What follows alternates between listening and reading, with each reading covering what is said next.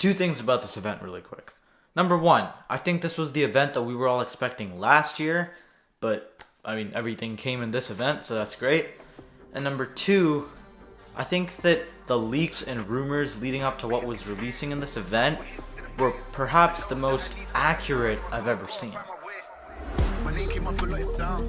Alright, so we just had our October 18th Unleashed Apple event, and they unleashed quite a bit of stuff. But the real highlight of this event, the real Unleashed, was the Macs. Namely, the 14-inch MacBook Pro and the 16-inch MacBook Pro.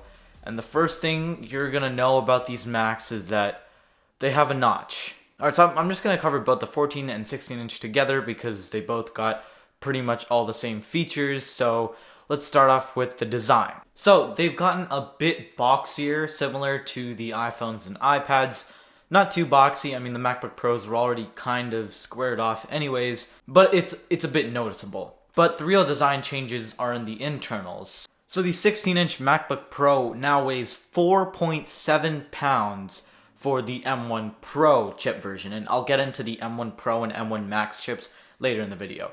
But then it's 4.8 pounds if you get the higher spec M1 Max chip. This is, I think, roughly half a pound heavier than the previous 16-inch MacBook Pro from 2019. And it is, I think, also visibly thicker, and I think they accentuated the feet a lot. Like whenever they had the front-facing views of the MacBooks, they made the feet very noticeable. As for the MacBook Pro 14-inch, it weighs 3.5 pounds, which is half a pound more than the MacBook Pro 13-inch, which, by the way, is still on sale with the M1 chip on Apple's website.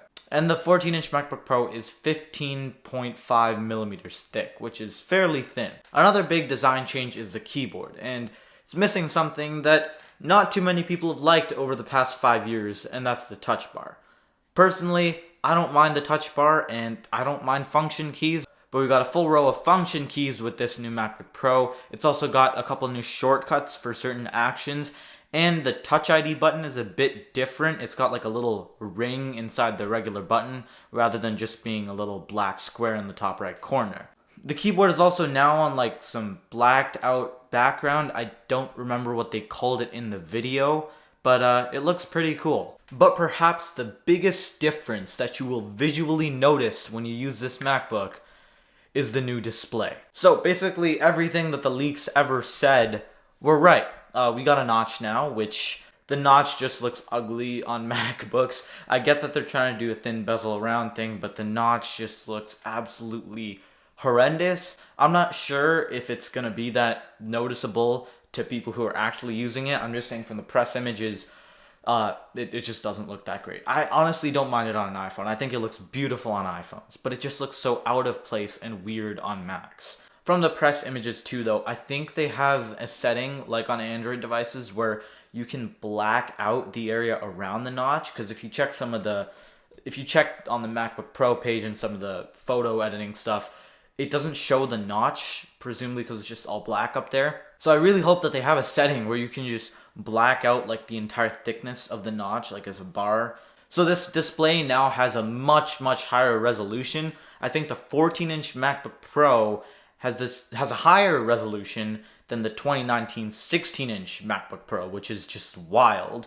And on top of that, they're Liquid Retina XDR displays, aka mini LED displays, which is the same technology that we see in the Pro Display XDR, as well as the 12.9-inch iPad Pro. Now that enough would have been a great update to the MacBook Pro display, but on top of that, Apple went ahead and added a real Pro feature, ProMotion, finally on MacBooks. I feel like this year is like the year of ProMotion. iPhones got ProMotion, MacBooks got ProMotion. Yeah, that's pretty much it. Oh, and all of this is in a less than 4 millimeter thin top lid.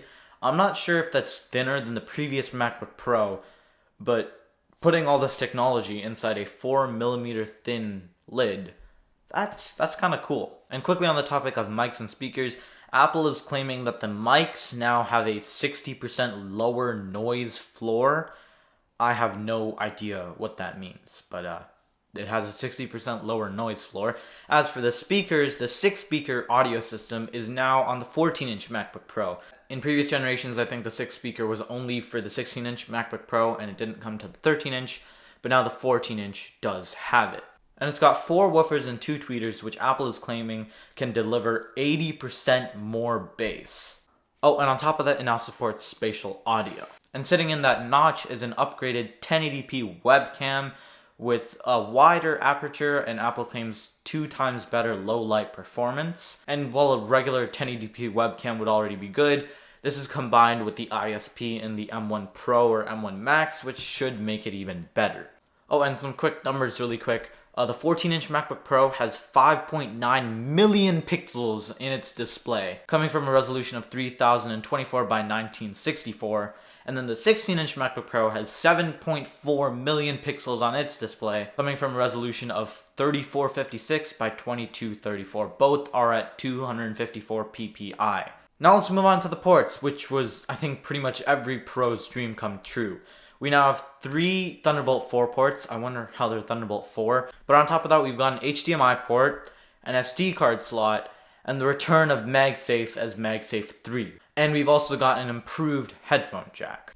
So that is one less Thunderbolt / USB-C port than before, although that is replaced by the HDMI port and the SD card reader. And I guess you might as well add MagSafe in there, which, by the way, now the MacBook Pro supports fast charging up to 50% in 30 minutes.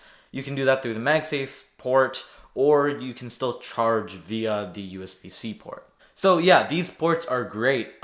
This just shows Apple silently admitting defeat to their 5-year crusade of USB-C ports only. I think everyone's happy with these ports. And by the way, I think this means that now you can support 2 Pro Display XDRs, I think, on the M1 Pro MacBook Pros. Boy, that is a mouthful. But I think on the higher end ones with the M1 Max chip, you can support up to 4 external displays. That's 3 Pro Display XDRs through the Thunderbolt ports, and then 1 4K TV through the HDMI port.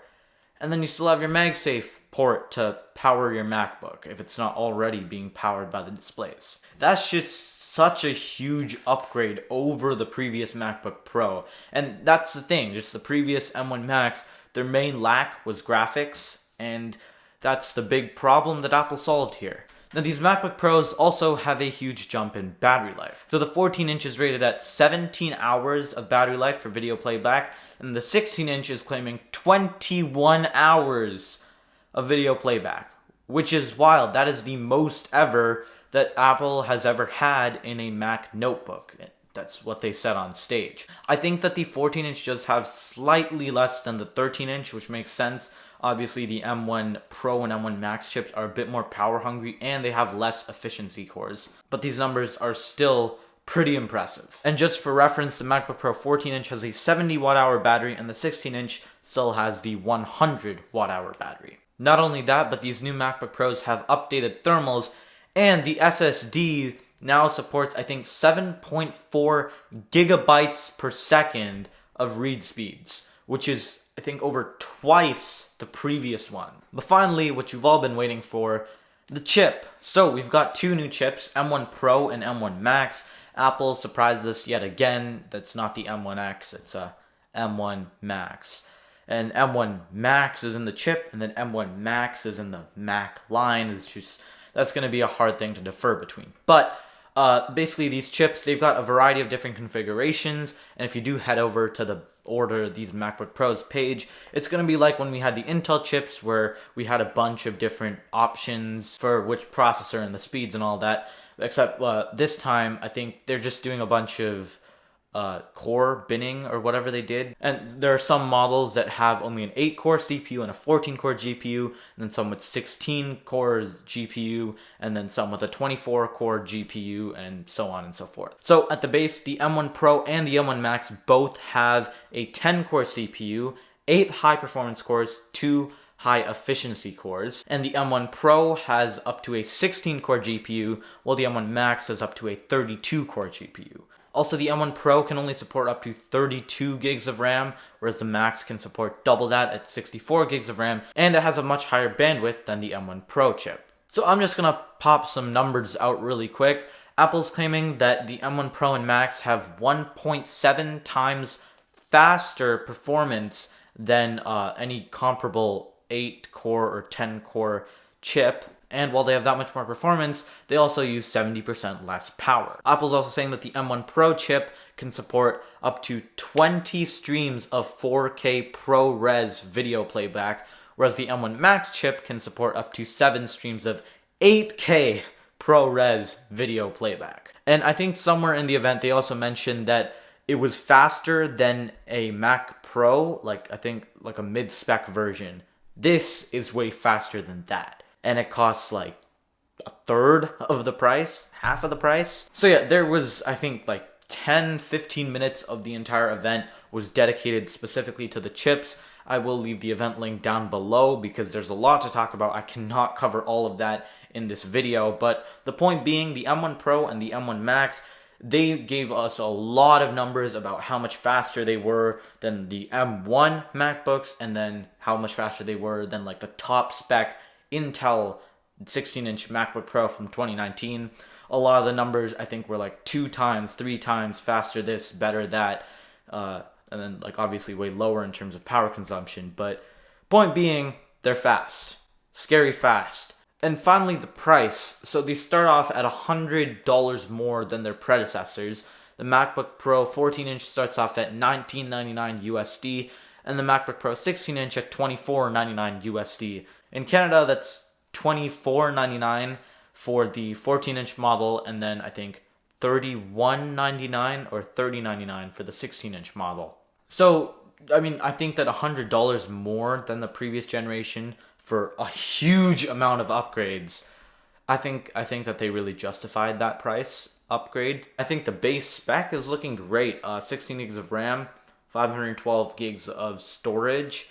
Should be enough for, I think, quite a couple people who are considering this. But yeah, that's pretty much it for the video. Let me know, are you planning on buying any of these Macs when they do come out? By the way, they are slated to release on the 26th of October. But what were your reactions to the event, and where would you rank it? Because I think that I might actually put this event over the iPhone, just because we were expecting this so much more. But thank you so much for watching, and that's pretty much it for me.